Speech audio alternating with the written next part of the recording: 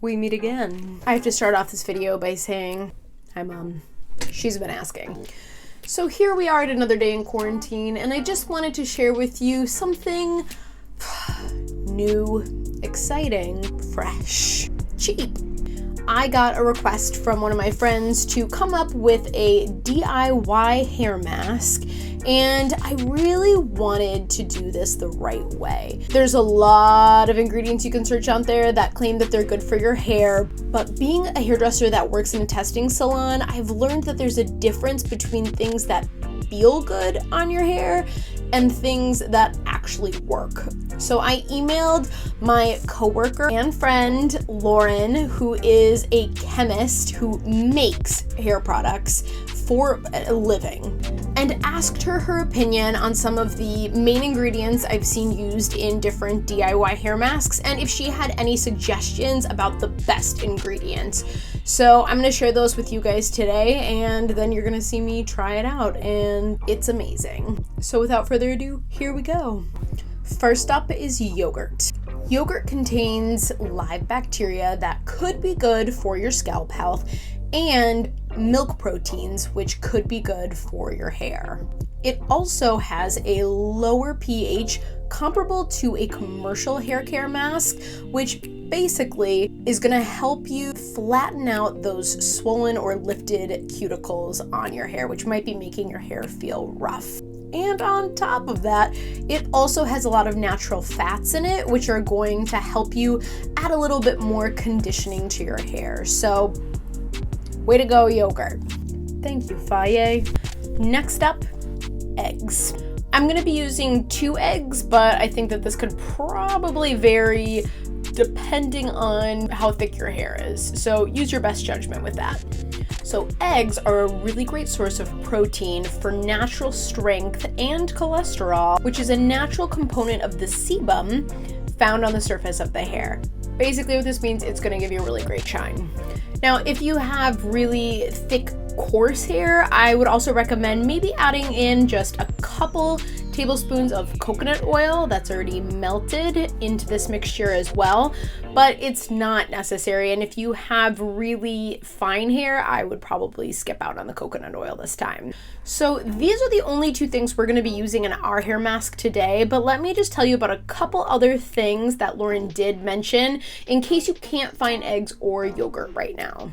Option 1, and just bear with me, you guys, beer. I know that you're probably saving that for day 14 of quarantine, but beer actually can be really great as part of a hair mask. It's got a lower pH to help seal that cuticle again, and proteins from your hops, barley, and wheat to help with the strength of your hair. Also, another option is you could just take your normal conditioner that you already have, place it in your hair, on your dry hair before you get into the shower. Take a towel, get it wet with some hot water, wring it out, and wrap it around that conditioner just to give yourself a little bit of a deeper conditioning treatment with a conditioner that you already own. The heat from the steam and the towel is going to help to lift those cuticles just a little bit to allow that conditioner to penetrate deeper, and then you can just follow with a shampoo and conditioner. I should mention, you guys, these are Lauren's opinions. As somebody who makes hair care products, I trust her implicitly. I do want to say, I know that we both work for Living Proof, but these aren't necessarily the thoughts of Living Proof as a company. Just that little disclaimer, but who doesn't want to put food in their hair? So without further ado, here we go. So this is what it looks like. Delicious. We're just gonna go ahead and mix that all together. Boom, you're done. Now the part you've all been waiting for, watching me put this on my head. So if you are doing this at home, just do it in your shower. Don't do this, you can, but I think putting it on your shower is gonna be a lot less messy. So here we go. Oof. Okay, we're gonna do this over the bowl. I will say this does not feel as luxurious as, a normal hair mask.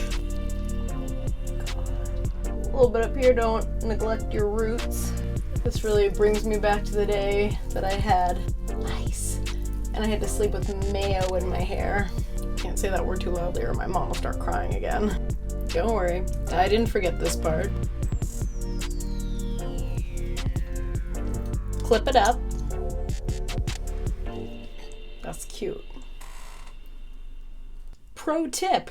In order to stop this mask from going all over the place, because it definitely dripped on my clothes in like multiple places, take a towel, get it wet with some hot water, and wrap it up in a turban around your head. Make sure you obviously wring the towel out first. Do not put a soaking wet towel on your head, or that's just going to drip water. The heat from the towel is going to allow your hair cuticles to open up and really let that product absorb into your hair a little bit better. Obviously, the towel is not going to stay hot for the entire time that it's on your head, but it's also just a really great way to stop that product from, I'm saying product like it's not just eggs and yogurt, but it's going to stop the mask from dripping all over your clothes. Another great idea is to add a face mask on that you have to rinse off while you're doing this, because you already look crazy, so not gonna get any worse. This is the Peach and Lily resurfacing mask. It kind of burns. All right, you guys, so it's been 15-ish minutes. This is sufficiently saturated. I'm gonna go ahead and go wash it out. Make sure you're washing with shampoo and conditioner. I feel like that's obvious, and I'll be right back. We're back! Almost seems like no time passed at all. All right, let's take this out and see the state of our wet hair. Okay, so here's my post-shower thoughts. It felt weird. It's not like a silky, smooth, luxurious experience, but once we're out, honestly, it feels really good. I'm very excited to see how this dries. I think that my ends feel really smooth. I usually have split ends, so I can really feel them, but they don't feel nearly as bad right now, so I'm really excited to dry this. So in the blink of an eye, you're gonna get to see my thoughts on my dry hair, and I'll probably be wearing a lot more makeup, so you waited! Thank you. Holy crap. I'm not gonna lie, I was like a little nervous at first, but this is probably one of the best blow dries I've given myself in a really long time. Like, you guys, there's so much volume.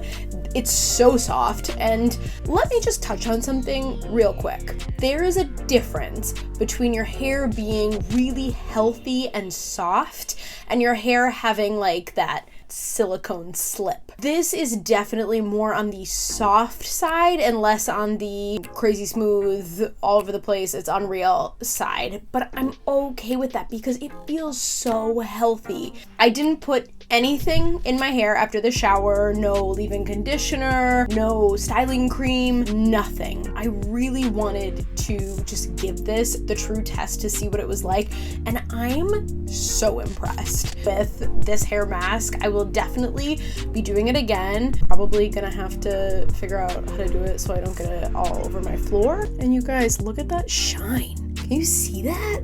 I'm so impressed. I highly encourage you guys to try this at home if you're looking for something that's fast, easy, affordable, and is gonna make your hair just feel really nice and healthy with minimal effort on your part, and things that hopefully you can find in your fridge right now so you don't have to go buy things. I want to give a huge thank you to Lauren again for giving me all the information that she gave me so that I could bring this to you guys, and just like experimenting with this has been so exciting for me. I don't know if you can tell, it's been a minute, a little wild. I hope everybody's doing really well in their quarantine.